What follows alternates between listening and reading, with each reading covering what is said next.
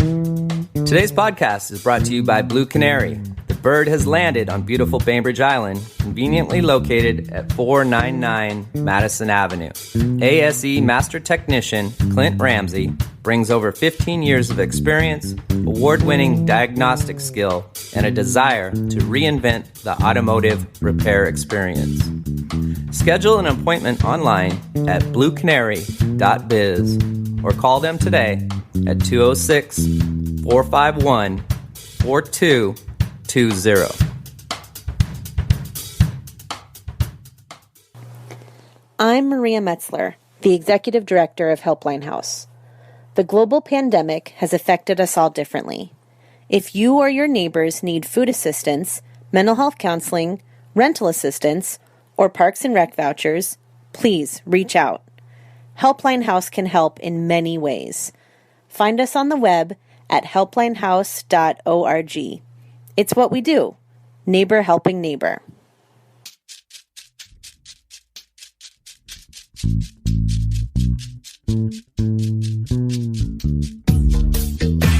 I got something for your mind, body, and soul.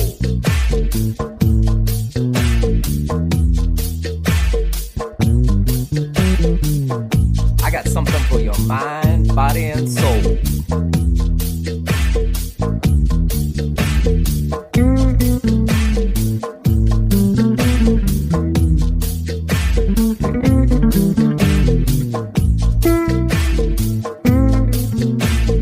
You have found the B.I.STANDER Podcast. Now here's your host with the most, Tiny Tim. What's good, Podcastville? You found the B.I.STANDER Podcast. Today on the podcast, we have Brenda Fantroy Johnson. Yes, that was perfect. Thanks. You guys didn't hear this, but I was screwing up her name left and right. It's been a bit of a tongue twister, but it's also been a couple of years since you've been in here. Welcome back. It has. And thank you for inviting me back again. My pleasure. I don't get to see you enough. Yeah. Yeah, it's nice to run into you on the island. Well, it's good to know you're still here. Yeah. Knock on wood. Hey, the first thing I wanted to ask, and maybe this is just shooting right out of the dark, is the roundabout near your house. It's right behind my house. Is it going to go like in your backyard? Or? Well, we thought it would go right in the backyard, but it's maybe 50 feet from the backyard, but it's very close, and it's going to be a big impact for us. So. Mm-hmm. Yeah, you thinking about selling it all? No, my neighbor to the right of me has sold, and my neighbor across, he just sold his house also. But that it's funny that you bring that up, because that is the reason why I got involved in the city council in the first place. Yeah. Aren't your hands kind of tied, though, being a Washington Department of Transportation issue? Well, you can't say this is my house. Get out of here. No, I can't. I can't say that. And I don't try to recluse myself from the whole situation, because I am impacted, but so is everybody on the island going to be impacted. We talked about it at our last meeting, that if you drive through Poulsbo and look at the Johnson Road construction, trying to imagine that. I can't. That's the kind of uproar we're going to have. And you have a tree that's also really close to old growth tree. Yeah. Ada's Will it's a very large tree, and it's kind of a focal point. When you first drive in, you see this huge tree. It's beautiful. And very healthy. It is very healthy. And I had a citizen send me a document about how do you value trees. And, I think I've seen that document before. Yeah, and because we were trying to discern that in the last meeting. And I don't really think you can put a price on it. Either the community values trees enough to save it, or it goes away. I don't know how it ties into the scenic highway law as well. because there was not supposed to be any development alongside that road. Mm-hmm. And this is a massive project that I really don't like personally. It just seems like if you were going to go to Addisville, it's kind of a circular place, and the ocean is on the other side. That roundabout is not like shooting you out over a cliff. I mean, it is just to slow things down. And that's one of the things I noticed from Poulsbo. The way they're doing Johnson Road is it opens it up and you can actually see the sound, right? Mm-hmm. We won't see that. Right. We don't have that ability, so it's hard to imagine how it's going to look. I can't imagine the air pollution noise pollution, I should say, of the cars if they're going to be 50 feet from the back of your house. And, what's going to keep a drunk driver from going on that roundabout and through your back door of your house? Well, we have there's a road behind my house that they determined they're going to leave there because there's other houses. You'd have to actually come and drive through there to see what I'm talking about.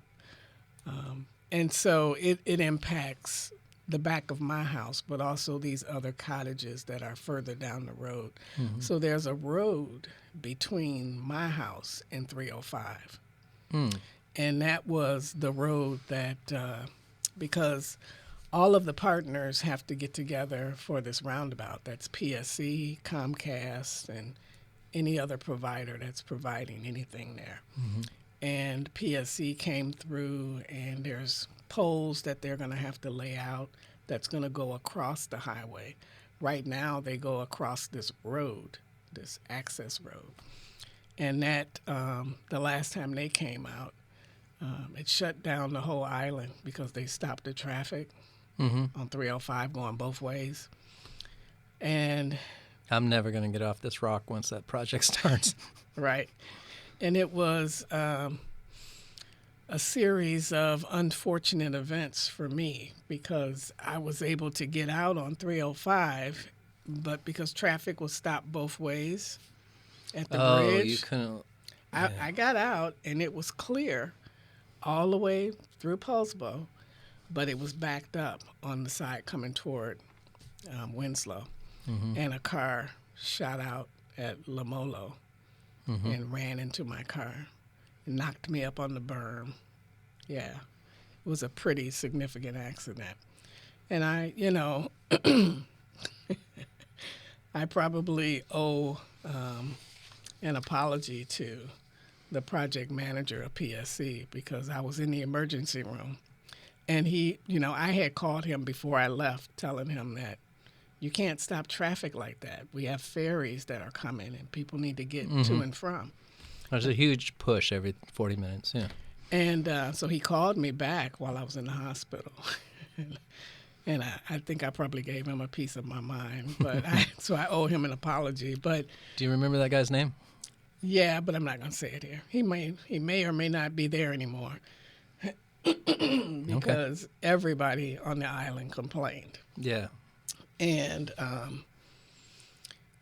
so what I'm trying to say is that when these kind of huge projects happen, it's not just the WSDOT part of it. There's the other partners that have to come and do things. Mm-hmm. And the plan was for my neighborhood power to be out for 2 days while they do this. So it's pretty disruptive.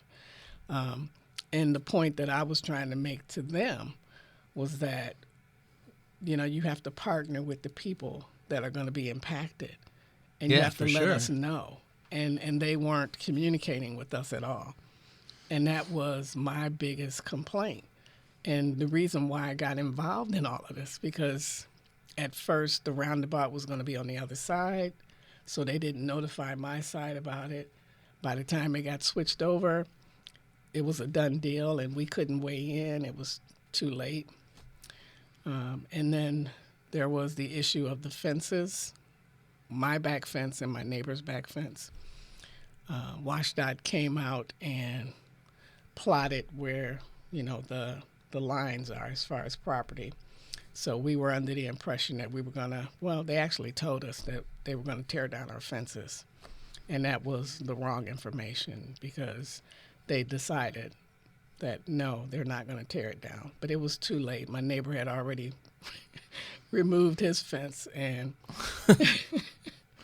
only because he was selling his house. So he didn't want the new owner to have to deal with that.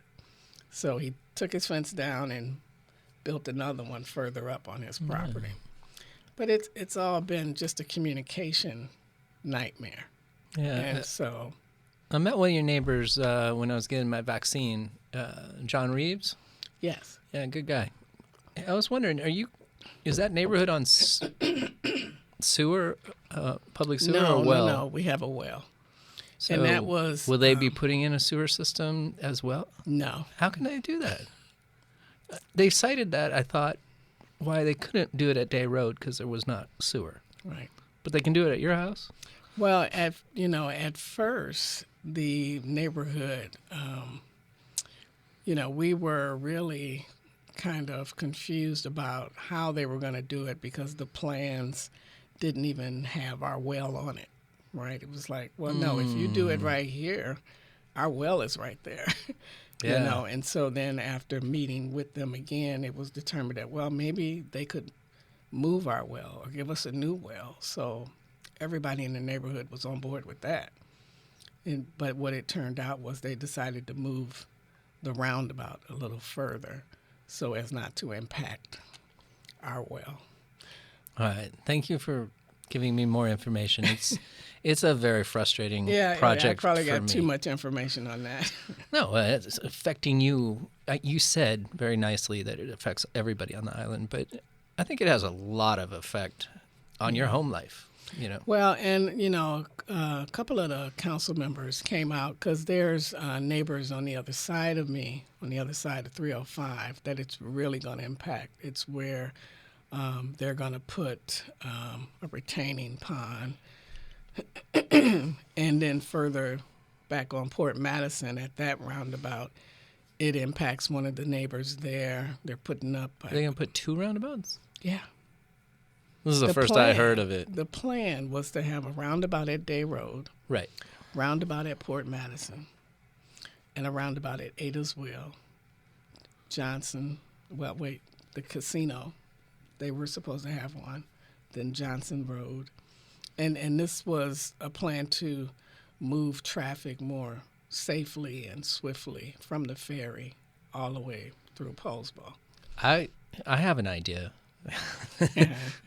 Then we have 3 lanes with 1 lane that's alternative based on the ferry exiting. Mm-hmm. So like at 3:45 when all the kids get out and the ferry arrives, and it takes me 45 minutes to drive 11 miles on this island because there's only one way off. Right. That we could let that traffic flow for 10 minutes and then switch that lane. They do that in some places. They close down the road when you don't need it, and then they open it up. Yeah. Yeah. And that way you can have two lanes going off. Of course we can't do that on the bridge. No. So a single lane bridge, but I think it would still get us moving a little bit more. Who knows? And by when you really think about it, there was a couple of winters where we had a lot of accidents right in that area because it gets very dark, and I think people speed up as they go around that curve. And it caused a lot of problems. So I can understand the safety, portion of it, wanting it to be more safe. My fear is that they'll still drive like that and not know that they're a roundabout. Well, and it's going to take some time for people to understand that. Yeah, and I hope people understand that it's not a Bainbridge Island per se project. Exactly. So don't blame the city development and city council for this coming in. Is there any type of taxation credit that we get as an island when they come in, or when WashDOT comes in? Yeah, like you're ruining the island, here's a little compensation. No.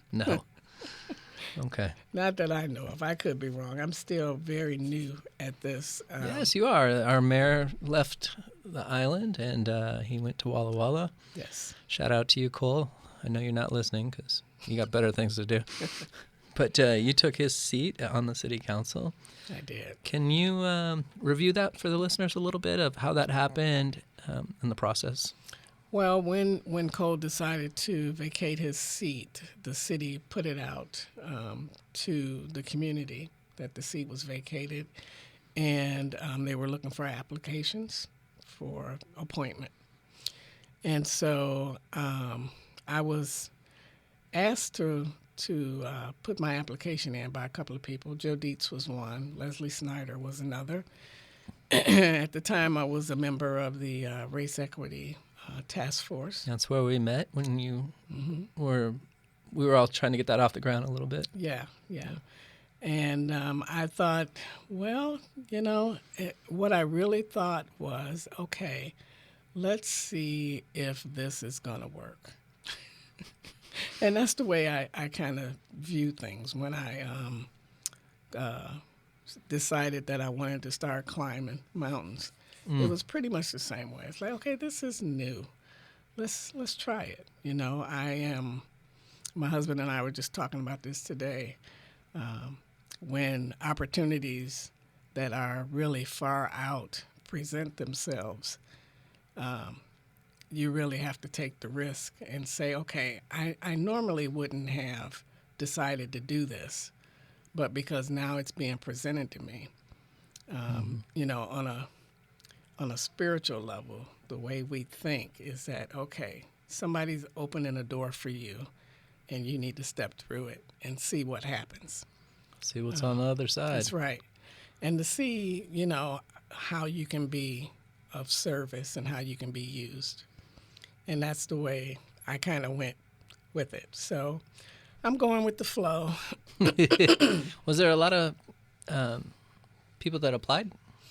There were two of us, and I can't remember. How did the other lady drop remember out? her name. She did. There was quite a lot of controversy that happened that I don't think she or I was prepared for. Race became a big issue. Was there an assumption of tokenism in this? Everybody had an opinion. Yeah. It's the one thing, the quote that our city manager uses all the time is that, people never miss an opportunity to weigh in here on Bainbridge Island. Everybody had an opinion about, was it tokenism? Was I pretty much a one-trick pony? Was the only thing I was going to talk about was race, or what kind of experience did I have? And the other applicant, I think, was probably well known on the island for some of the groups that she belonged to. So there was people who thought that she would be a better fit. And I was pretty much going with, you've had the same thing for so long. Why don't we give a different perspective? Because there are other people who live here on the island whose voices are not being heard. And that was where I was going with it. And so it turned out that before we had two interviews, and it got narrowed down to me and this other candidate. And we were getting ready to go for the final one, and she dropped out after a series of emails and innuendos, and it was, things got in the paper, of course. And Stop reading the paper. You Yeah. can talk to the people right here in the bystander. At least listen to what they Yeah. have to say.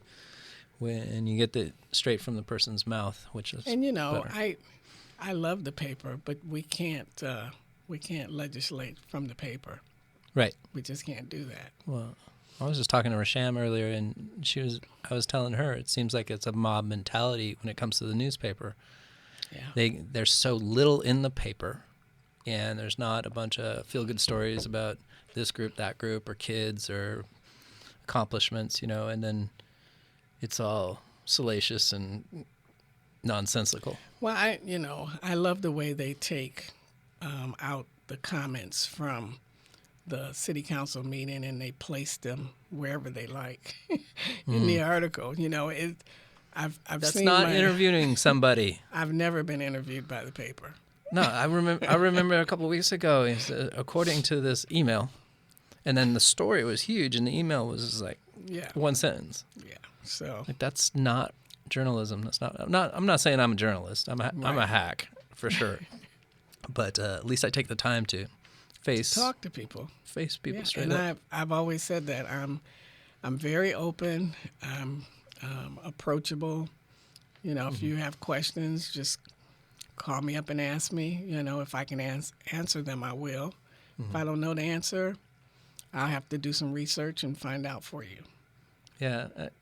I like something our mutual friend Chaz always says, find a reason to call somebody in, not call people out. Exactly. I love that phrase. It's strong. Yeah. I don't need to put somebody down to put myself up. Exactly. And it's, the one thing I know for sure is that, you can make people afraid very easily by telling them that, if you let so-and-so in, they're going to take everything you got. And what people don't understand is when we're talking about everybody having a good life on this island, it's not pie. It's not if I have a piece, that means you won't have any. Right. It's not like that at all. There's enough resources for everybody. There's more resources than enough. And the people who are disenfranchised, they're not getting any at all, and I like to think that I'm that voice for those people. Okay, well, the city has $7 million for COVID relief. Yes. I had to stay out of here for 18 months. Please kick me down a little bit of cash. I have a little bit of an issue. It seemed like the tourism strip right off I'm whistling while I talk here. The strip of Winslow Way, where it's kind of the touristy section, it seemed like they were going to get the majority of the help. And there's a lot of small businesses. I think there's over 500 nonprofits on this island. Right. So not everybody does business on the Winslow corridor. And I just hope that when we decide to do something with that $7 million, that it has an equity factor to it. And that's what, I'm trying to make sure of. There's parameters around what we can use that money for. And I think that we've done a good job of making sure the businesses who qualified for recovery funds was able to get those. I think Bainbridge, along with Posbo and the other cities, had a lot of outreach to try to pull people in for that. Mm-hmm. And these funds are mainly for people who didn't qualify for that, right? Not mainly, but that's one group you need to look at. And so the parameters kind of limit what it can be used for. Like we couldn't just give you money.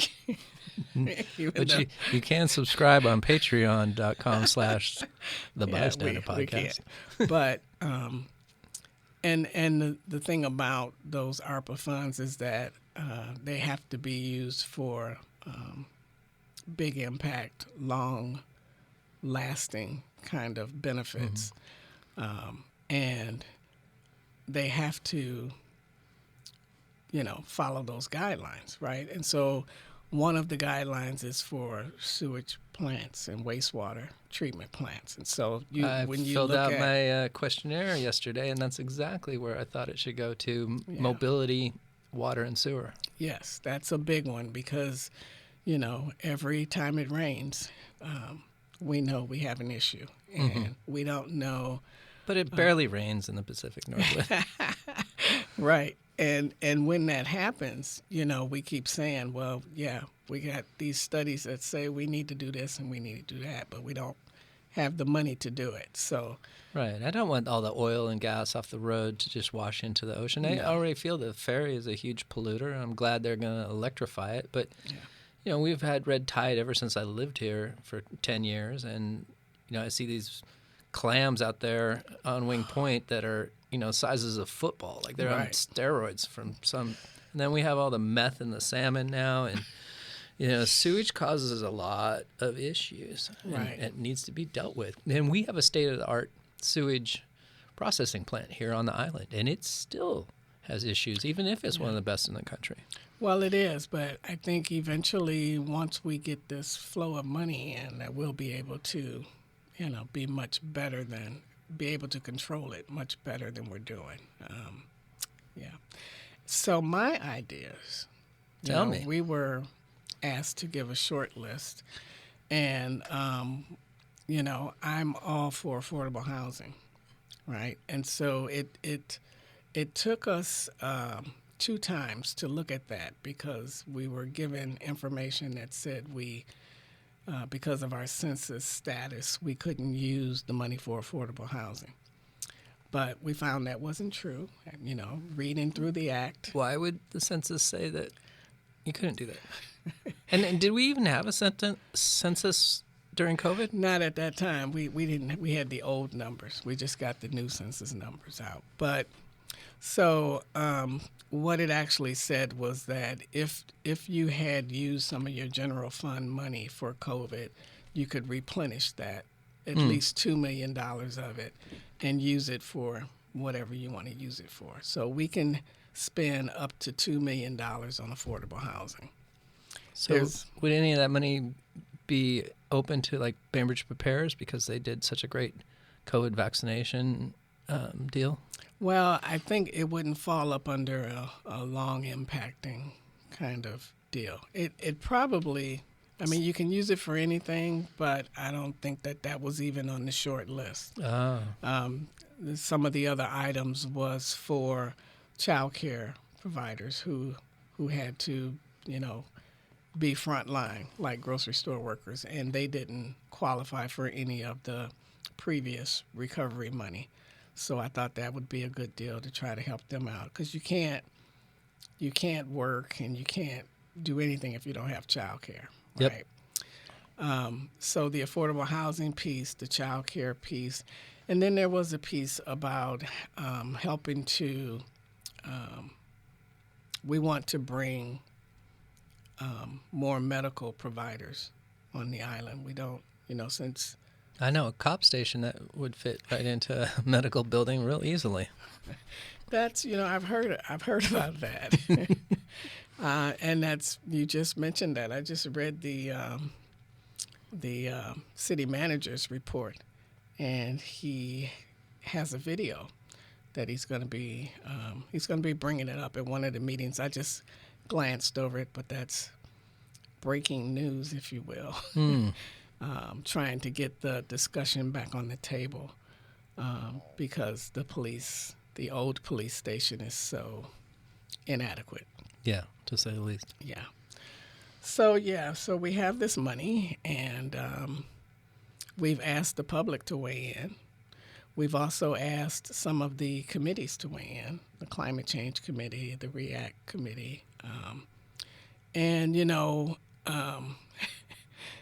I got some pushback from the REACT Committee for the way that the information was presented to them and to the other committees. It seemed that it was kind of performative to give them a list of items and then ask them to pick from one.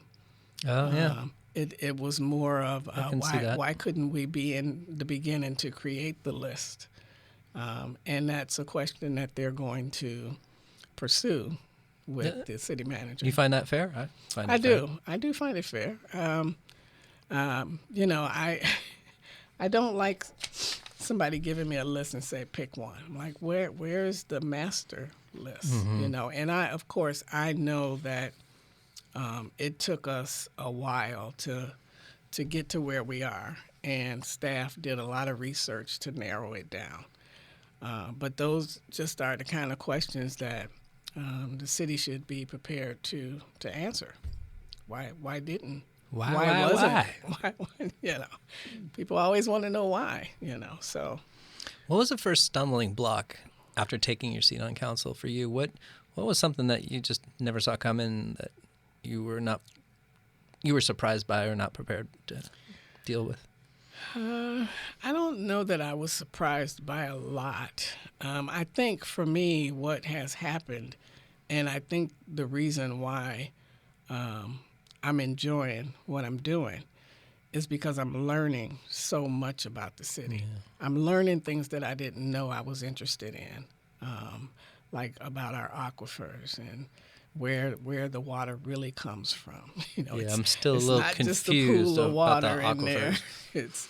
The water is all throughout the ground, and so it's not the way I perceived it.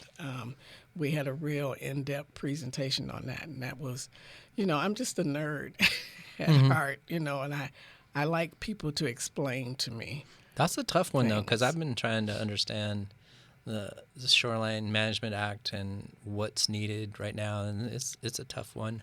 Yeah. But and things like that have a lot of history behind them, like that Shoreline Management Project and the police station. Super fun area, the hotel, too. Those kind of things have so much history behind them that it takes time to research and to get enough information to make up my mind about how I feel about it instead of, because there's so many opinions on these things. I want to get enough information so that I can make an informed, do you think have an informed opinion about we it. have adequate aquifer recharge here on the island? I think we do. Do you think go ahead. It was the way it was explained to me, and there's always opinions about the information that we get from city staff, but I tend to believe, experts when they come in and tell me about a subject that I don't know about, like the aquifers, and when they explained it to me, it seemed like we were doing very well with that. So.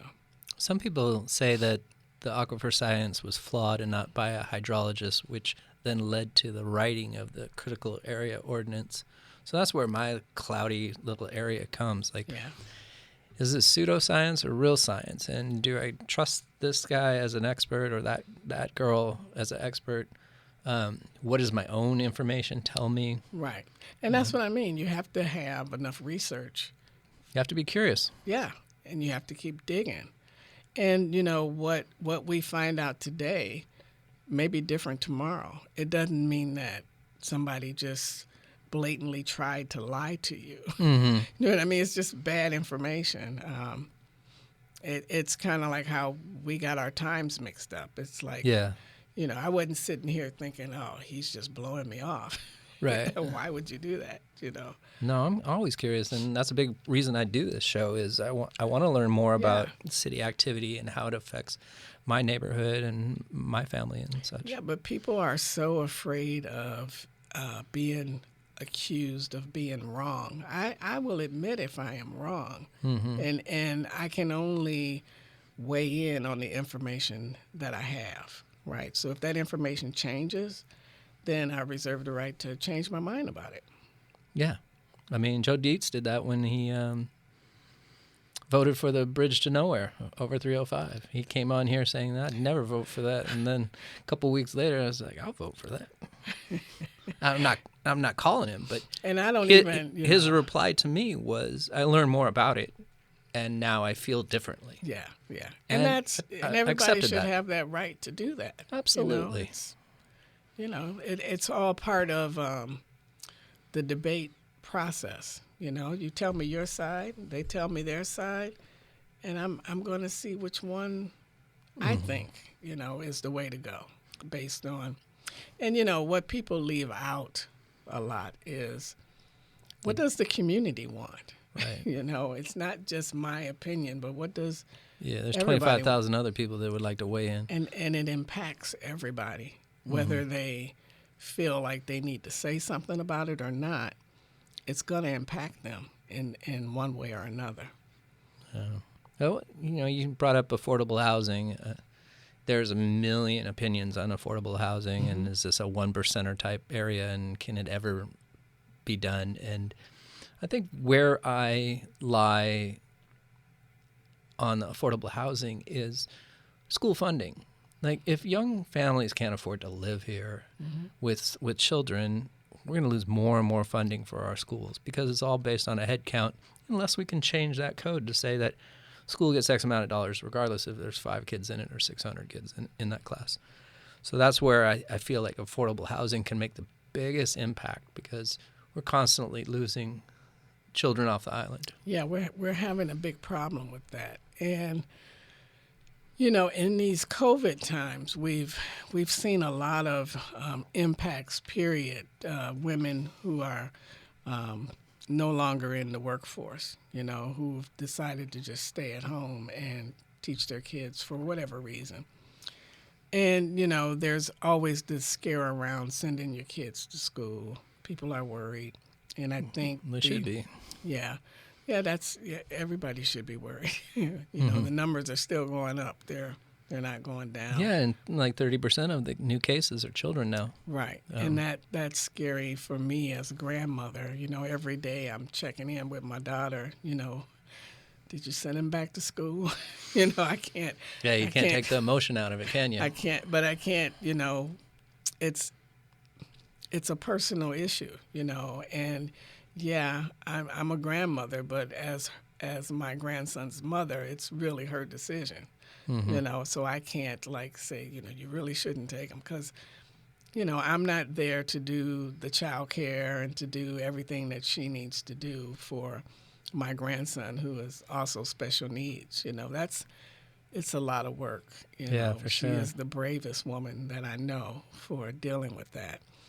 So dealing with that in a COVID kind of situation is, you know, it's really hard work. Heartbreaking. Yeah.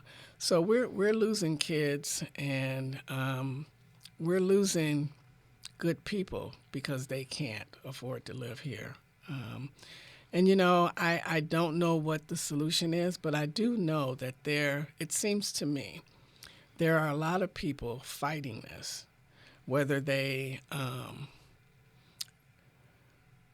disguise it as under a good thing. You know, it's a way to hide a bad thing under a good thing, you know, to say that I'm for affordable housing, but, you know, we got to stick with these rules that say, hey, you got to be 50 feet away, you know, got to have that buffer. Yeah. I'm for affordable housing, but, you know, it really didn't paint it the color that I thought it would be, or something crazy. You know, I'm for affordable housing, but, you know, it's that kind of thinking, and the pushing back that I see that really, really bothers me. I am the kind of person that, you know, and I guess because I'm not a politician, I'm the kind of person that says, you know, hey, I'm not for affordable housing. If that's the way I feel, you know, just come right out and say it. You don't stand by your decision. How can you say you're not a politician, though? I know my whole idea of a politician, I guess, is kind of warped. Yeah, you know what I mean? too. And that's just the world that we live in. It's kind of warped. I don't want to be seen as a person who is saying one thing and doing another. Authoritarian type. Yeah, got shady tyrant. deals in the background and all those other perceptions that people have. I'm just a regular person trying to make an impact in my community, and that's my goal. That's very well said. I think that's all you should want too. Yeah. You know, are you really a person that serves or not? You know? Right. And you're doing a great job of that. What are some of the things you're most proud of? What, you've been on council for a year and a half? Does that seem? Yeah. So all of COVID. Yeah. So you're kicking back on Zoom. Which, you know, we had the one meeting in the chambers. Yeah. And I felt better being there, being able to see everybody in person. And for some reason, Zoom seems so impersonal.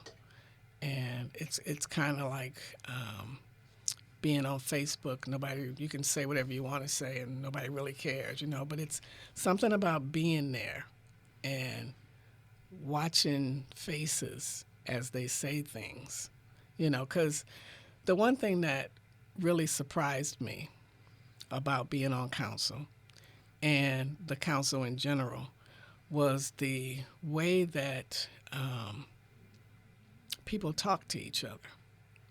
I really had a hard time with that. How so? And it really bothered me. Well, it was as though when people made a statement, somebody had to, instead of saying their opinion, they had to kind of knock the other guy down while they said their opinion. It's like, just say what you got to say. You don't have to knock the other person down to say it. Yep. You know what I mean? It's like, don't put somebody down to put yourself up. That's the same thing, right? And that really ego's a horrible driver. I talked a lot about that when I was trying to get appointed, that I wanted to bring a better relationship building, because we're all trying to do good for the community. We don't have to beat each other up to do it. I may be naive. I probably am. That's what I mean about not not being a politician. I don't. And anyway, so that really surprised me. The one thing that I'm really proud of was the raise that we got for the grocery store workers. I thought you were going to say the raise for city council. No, I didn't even know we got paid. then I got a raise. Like, wow. Okay. Nice. Promoted quick. But then I as far as the grocery store workers, I was real proud of that. But once the emergency order was lifted, then we removed that. And then just yesterday, I found out that Seattle still has theirs going. And now I feel bad for our grocery store workers. And I don't know how long this is going to go, but I know that unless another emergency order is put in place, our grocery store workers probably won't be able to see another increase. And, they're still frontline employees. Mm-hmm. They're still out there taking their chances. Yeah, I don't want to be exchanging dollar bills with people over and over and over and over coming through my line. And that's not a cool job. Yeah. So Same with medical career, right. A lot of people are catching COVID in the hospital. Mm-hmm. And it's tough, too, now because elective surgeries have all been pushed to the side. So we got to figure it out. And it's kind of a shit show nationally. It is. And it shouldn't be this difficult to save lives. And I applaud, everybody who's out there pushing to try to educate people and let's talk about the science. And I applaud all of that. But I also remember being a child and just told, hey, take this sugar pill because it's got something in it that's going to save your life, And no, I don't want to go get shot in my arm. And little kids are always going to cry when that happens. But the benefit outweighs that momentary uncomfortableness. Yeah. And, now I haven't had polio all my life because of that. Yeah. Thank you, Mom. Wow, the COVID thing, we can talk forever. Yeah. What are some of the things that you're running on your campaign? What type of things that you want to see accomplished once you get reelected? Well, my main thing is the affordable housing. And you and I kind of spoke a little bit about that in the beginning.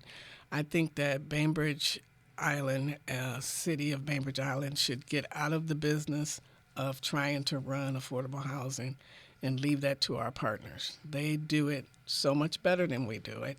I agree. They understand how the HUD laws work, and they've been doing it forever. So we should just be a partner in that. As far as if we have money, let's give them money so they can build what needs to be built. And we have processes in place. Of course, I think when it comes to affordable housing, some of those processes are taken and used against the whole plan to try to build it. They're weaponized. And that's something that we see that's systemic, that we see in other realms. So, I'm all for the housing action plan as far as looking at the inventory of what affordable housing do we already have, what's the appetite for the island. Because, I say let's do a survey. Let's find out, does the island really want affordable housing, or not? And that question was asked a long time ago by Sal de Rosalia. Is there really an appetite for affordable housing? Or is it, like I said, people are saying they're for affordable housing, but they're really not? Let's get that out on the table, because there's really, it's not going to stop me from pushing for it. I'm still going to push for it, because there's just people who I think would like to live here and work here at the same time. Yeah. Teachers, police officers, firemen. We need to keep these people local. And like we were talking about earlier, we need to have kids to grow our schools and continue to foster this great education that Bainbridge Island affords the kids on this island. And we can do that by keeping the same look and feel of the island. There's a lot of different options that we haven't explored, like what was done at 550 Madison. Take a building that's already there, refurbish it or rebuild it, and do it for affordable housing. Do we have any other buildings like that? Do we have any homes that can be gutted and rebuilt into units for affordable housing? Yeah, I would have liked to have seen the Grow community be more affordable. Yes, everybody would have. Because that was all government housing, and it was real spread out. And now it's nothing closets, and it's a cool design, and I like the feel of it and stuff. But there should have been a mandate that said X amount of senior citizen living, affordable housing for young families, stuff like that. But it just didn't happen. It's becoming apparent to everybody on the council that we're not putting enough into it now. We talked about those real estate excise taxes that we get when we sell houses, because houses have been selling at such a high rate. We have more REAP money than we thought we would have. So the idea is to take, we estimate that it'll be so much. Once it gets to that rate, take everything over that and put it into affordable housing as a way of giving back, to the community. We have all of these expensive houses. What are we doing for affordability? So that was a great idea that was put forth, and I think we're going to go forward with that.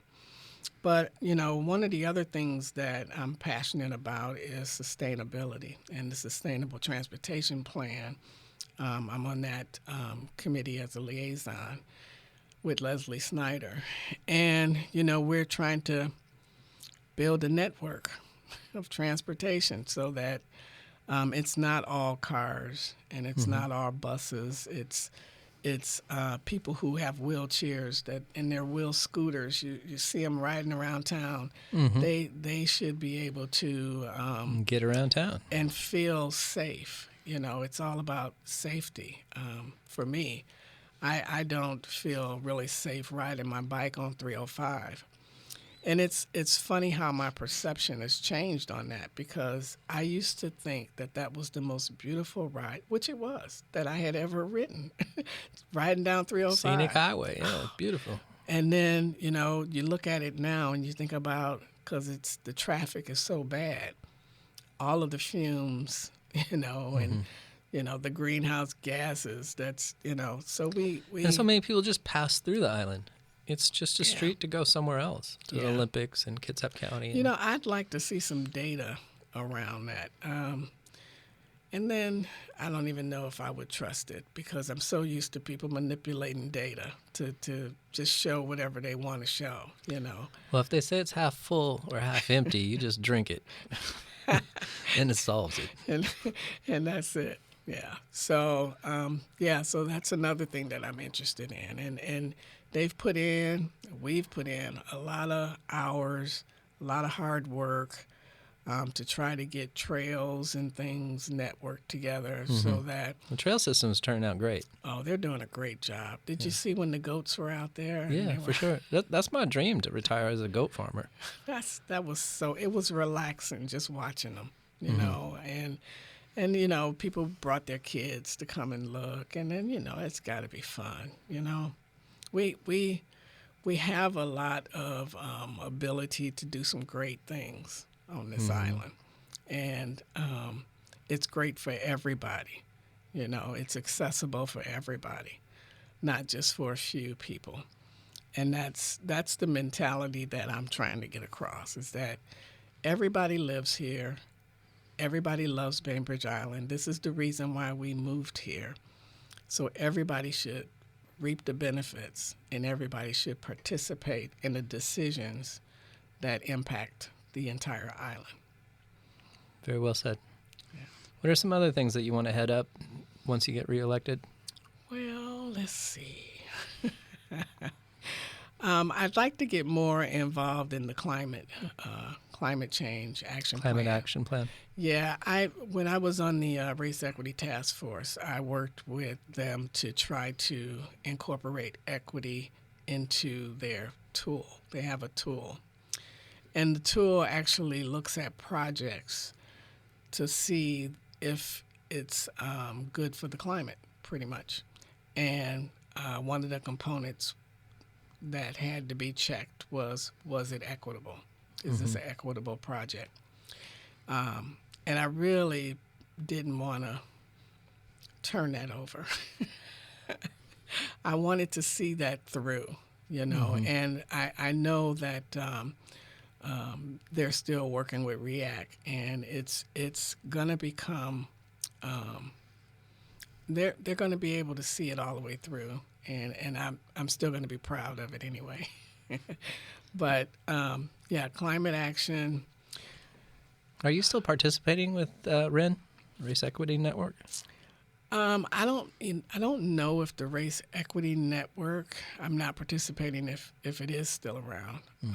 I do keep tabs on the E-Race team.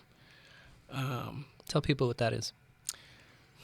Oh, you put me on the spot. Well, the damn acronyms. I don't know what the hell's going on. A, B, C, D, E, F. And I just don't, I couldn't. Okay. Karen Vargas is probably shaking me right now. Like, it's this, it's that. It's eradicate. Race, E-R-A. And, I don't know. Don't, I'll be making up stuff now. Don't let me do that. Are we making everything up? Yeah. Let me get back to the transportation thing that you were talking about and climate. Okay. Recently there was, now is this an addition to BI Ride or a replacement for BI Ride, and what is that program called and how's that going? You're talking about the bus that's going to be able, it's a pilot is what it is. Oh, it's a pilot program. It's a pilot program. For how long? A year? 3 months? 6? No, I couldn't tell you exactly for how long. Okay. Leslie Snyder is working with those people, and so I don't have insight into it. I do believe, though, that the gist of it is to provide a ride that you can call using your app, like a Uber bus, right? And you tell them, you know, what time you want to be picked up and where. And it's the corridor, right? So it's Long Winslow Way, up Madison, and High School Road, and back to the ferry. But they will pick you up anywhere. I haven't tried it. I have the app on my phone. I know that. What's it called again? Let me look it up for you. That'd be nice. Sometimes you come back from travel from the airport, take the light rail, walk onto the ferry, and then get picked up by the bus. Nope. I thought it was called B.I. Ride, but I don't see it. I want to say it's Pinko or something like that. Some crazy name. Pinko? I don't know where I got that. Doesn't matter. You Bingo. got me looking it up. You know, you're right. It's Pingo. Pingo. Pingo Rider. Look at me knowing half of it. Yeah. And and you tell them where you want to go. Now they have a little safety note on here about COVID, but they can pick you up at the Blodell Reserve, Town and Country, Ferry Dock. Blodell is out by your house. Yeah, right, Beautiful. right across the way. And Place. I only know that it works because Joe Dietz, he lives in the North Ward, and they picked him up and took him down. And Yeah, he's off Sunset, right? yeah, he's over on the other side of the island. So Shout out to you, Joe. You doorbelled my door during the middle of the Seahawk game. right. You knew I'd be home watching that. So yeah. So and that's some of the things that we're looking at as far as out of the box kind of things. New ideas, and those things were suggested by the public. What was the next big idea for transportation on the island? That was part of what they did for sustainable transportation. They put it out to everybody, and what I'd like to see, which is, I think people get into politics because it's going to benefit them, right? So naturally, when I got on the sustainable transportation, I said, oh yeah, give me the North Ward because I want to see some changes up there. And there's really nothing up there but the bridge, right? And Blodell. Yeah, but I mean, as far as Commerce. there's no trails. Well, there are, but they're neighborhood trails. There is no commerce. There's one coffee shop, and I don't know if it's still there, off of Day Road in that little business Marketplace. No, it's there's the Paper and Leaf. Right and next I think to it's it is- next to the Paper and That's Leaf. that's Is that the name of it? Marketplace. Good coffee there too. You can Yeah, CBD coffee. But I don't. But that's kind of a Yeah, ways but I away don't- from you. No, but I could ride my bike there, and Yeah. that's what I'm looking for. Where can I go from my house without having to go all the way down? It's not to like the Winslow? little cute cafe where there's chairs and you sit and have a No. talk. No, and we just really have nothing up there as far as that. And I don't know. I think once the network gets built out and we start connecting some of the neighborhood trails, at least we'll be able to. I won't have to ride on 305 to get to where I'm going. I can take some back trails and whatnot. And that's what I'm looking for. Something a little more quieter, scenic, and less fumey. Yeah. Is that a word? Fumey? Who knows? Who cares? We don't fact check. I do like the new trail with the Sakai Pond. Yes. Just off 305 is a really cool project. I had no idea that pond was there, nor that big a size.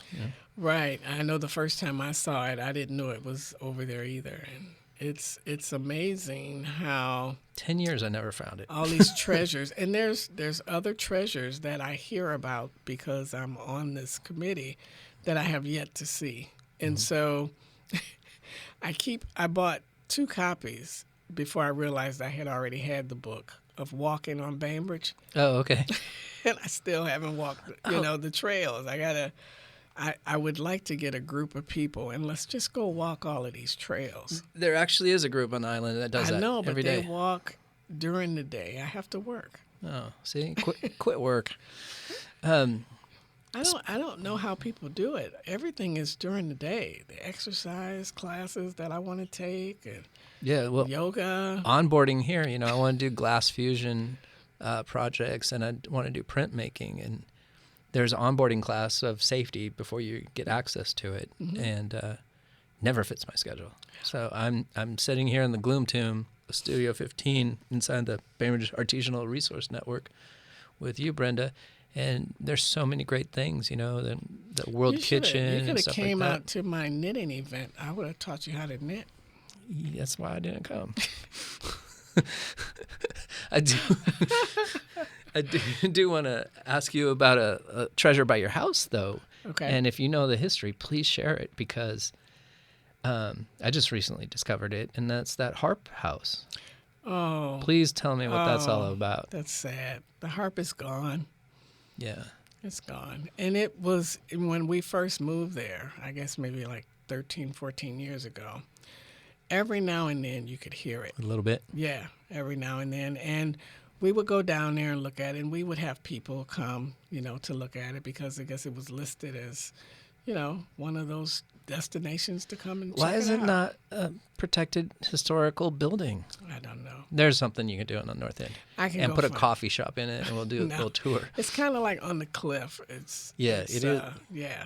So tell people what it functions and what it looked like and all that stuff. Well, from what I understand, it was supposed to emanate the whales and what the whale song, right? Mm-hmm. I don't know who built it. And I know that in the future, because now it's gone, the entire neighborhood is getting together to put plants there to kind of, I guess make us feel better about it being gone. Just get an old harp and put it on a stick over the bay there. But no, I don't know too much more about it than that. Well, what I think I'm talking about It's the harp, yeah. is a home that had a huge, oversized harp built out on the deck towards the bay in the water. And the wind would come through and it would play. Do I have that wrong? I don't know that. I think we both might be right. But I don't know that there was a house there. Okay. Well, it's somebody's property. I thought it was more of an art project than an actual harp. It was, it wasn't like your, normal harp. No, it was like a story high type. Yeah, it was huge. Harp. And it was, I can't describe it. All right, Bainbridge Islanders out there in Podcastville, I need to know. Send us pictures of this harp. Yeah. I'm going to Google it. And tell me the story, because I'd love to do a podcast on it. I'd love to do a book on lore about Bainbridge Island, because there is, like you said, a lot of treasures. There's no service here. Yeah, we're in the Gloom Tomb. Is that why you call it that? Yeah. We're in the basement. I'm still waiting for the B.I. ride thing to come up, but it hasn't come up. Yeah, it's not going to. Oh, this is a soundproof room with no internet, no phone. How can you live in here? I'm present with you. That's how. It is kind of drab, though. I need some color in here. Well, it looks the same. Yeah, 4 years. I haven't touched a thing. Yeah. Except stayed out of here for 18 months, and it got pretty dusty. So does anybody ever interview you? Yeah, I was on West Coast radio recently. Okay. How long you been doing this? Since I met you. A couple days before. Really? Yeah, I've been trying to do a weekly podcast for 4 years. I thought you were doing it longer than that. I've been 4 years, about 150 episodes. Okay. And it's all about human interest stories about people on and around Bainbridge Island, Seattle, and Kitsap County. And I like to think that it's your story. Tell it how you like. And then it's up to everybody else to believe it or go one way or another. It's not me to debate facts or engage in a counter argument or anything like that. Yeah. You're here to tell your story. Tell it how you like. Okay. Well, so I'm glad you asked me to come on. Yeah, anytime. And if you're having a big yarn festival, I'm sure there's another podcast somewhere else. No, it's cute how there's such a knitting community on Bainbridge Island. It's ridiculous to have 3 or 4 shops of yarn in a 2-block radius, and they're all full all the time. Yeah. And, knitting pretty much saved my life when I moved here.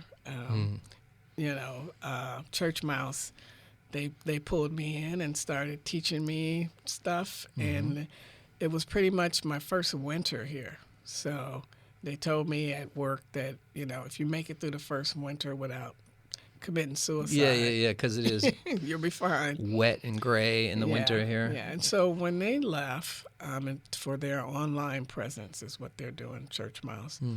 That's too bad, because it was a cool tea shop, too. Man, I was so sad. And nice now we space. have the Lamb and Kid. Yeah, saw your photos out there. It's awesome. And so I'm loving that relationship with them. And we had the come knit and chat with Brenda and ask me questions. And we're going to have other events. We're going to have a kickoff at Fay Bainbridge, keeping the outdoor COVID thing going. And so we're we're doing things. We may not be out there like people think. My opponent and I have decided that we're not going to have political signs up all around the island, just because we both care about the environment. You running against Chris? Is that? What's his name? You're like, it don't even matter. I'm past that. That's who I'm running against. Yeah. He came in. You can get his secrets on the podcast. Right there, it says it, who I'm running against. I love that you don't even know his name. That's so good. It's not that I don't know his name. It's just that sometimes... Well, it's Chris Smith. It is. It's the most simple name to forget. It's like John Smith or something. Yeah.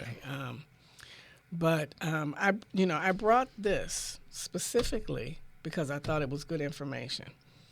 Lay it on me. Questions about when winners of the election take office.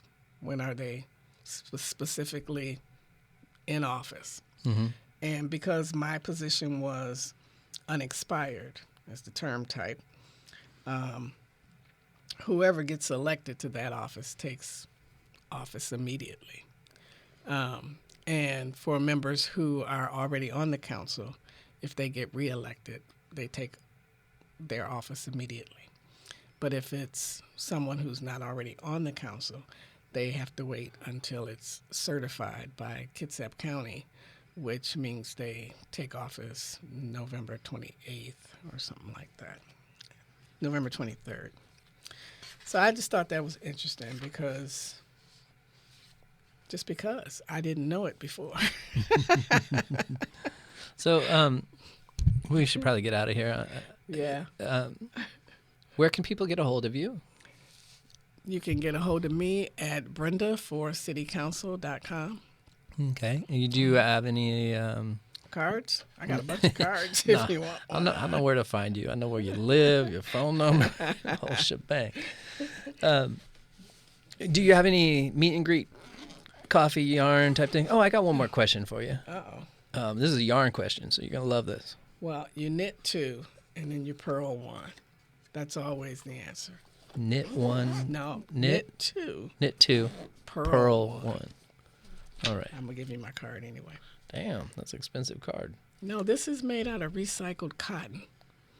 Nice. Yeah, we're big on the environment here. Nice. Good photo, too. Yeah. The difference between a llama and an alpaca. Go. How fast they can spit on you. I don't know what defines the two. And don't they use most of the wool for yarn? Yeah, well, you're getting into expensive yarn. Oh, so sheep is bottom of the barrel, and then the longer the neck, the more expensive the yarn is? Is that what you're telling me? I think, at one time, I actually thought about buying my own sheep. That's how crazy you can get involved in a hobby. Yeah. My husband used to say that he had stock in church mouse because I was in there all the time. Yep. All the time. But it's a great place to learn about the place that you live in, right? Mm-hmm. And that's what it happened for me. People told me which doctor to go to, how not to run for the ferry. Well, we only have like 3 doctors on the whole island. We used to have 3. We got like 2 now. Yeah, no doubt. It's kind of crazy. Stay healthy, people. Eat your vegetables. That's right. So, yeah, it was a way to get to know island culture. And, that was the one thing that I said when I was a part of REACT was that we don't have like a welcoming committee for people of color. Mm-hmm. When I came here, I had no idea where to go to get my hair done, where the black churches were, and I can remember when I lived in Ohio, people still came to your door and said, hey, we're the welcoming committee. Yeah, they brought you cookies and stuff. Yeah, they did, just so they could look at your house. But, it served 2 purposes. I would bring cookies, but the house next to me has been occupied by like 9 to 12 different families in the last 10 years. They're just coming and going. That's too many cookies. It's too many cookies. Yeah, so that's something that has always been on my mind. How are we welcoming people that move here? You guys did a great job in getting the the signs with the hands together Yeah. of all colors and saying Bainbridge welcomes everyone. Yeah, that was one of the highlights of being on the REACT team. Yeah, that's one thing that makes a difference, too. It's a subtle reminder, kind of like the, what do you call it, solar-powered speed signs. Like you go into school and you're doing 30 and it says, slow down. Yeah. That's a quick reminder. I think that would help the traffic here, too. Yeah. That it's simple, too, because they're solar. You put those on mini roads. Yeah, and that's for sure one of the problems. Yeah, right now we have one on a trailer hitch that we drag around all over the island for a week here, a week there. You never know where it's going to turn up. Yeah, and I thought a few years back, too, that in the Winslow corridor, all the speed had changed to 20 miles an hour. But it seems like it has changed back to 25. You're right. Was that like a little pilot program type thing? Because I was all for that being permanent. Yeah, and the city manager has a new committee for traffic issues that the public can just send an email and say, hey, I think this street needs to be fixed, or there's too much traffic there. Oh, click it and fix it, or something? No, it's part of click it and fix it, but he has a whole committee who's looking at them now. Okay, shout out to this committee. This is the one ask I have, and I don't ask for much, is at the ferry when people are getting off and on Winslow and 305 there, make that a all-way walk. Just like Pike Place Market where you can walk diagonally around the square, anything like that. Let everybody go at the same time and then let the traffic out. That makes a lot of sense. I'm sorry. I try not to. And that does, it works well at Pike Place Market, right? Everybody just go. Okay, because everybody's walking. The cars aren't moving, so we should be able to walk. Yeah, and it's 30 seconds and light changes. Instead of, you see people beating on the button. Yeah, 30 this way, 30 this way, 30 this way, and you cross the street. Great idea. Thank you. You're welcome. It was a pleasure running into you again and having you have it sit down for a chat with us. Well, I am glad to have been asked. Okay. Well, I wish you all the best in the upcoming election, Brenda. Thank you. You've been listening to the Bystander Podcast. Be kind.